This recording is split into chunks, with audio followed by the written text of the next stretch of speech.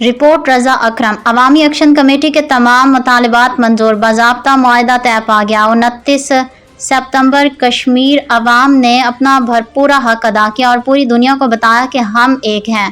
عوامی action committee اور حکومت کے درمیان مذاکرات کامیاب، تحریری معاہدہ کچھ دیر میں متوقع۔ سابق صدور، وزرائے اعظم، وزراء اور ممبران اسمبلی کی مراعات کم کرنے کے لیے کمیٹی تشکیل دینے کا فیصلہ۔ الیکشن کمیٹی کے دباؤ پر مہاجرین ممبران کو وزارتوں سے فارغ کرنے کا اعلان۔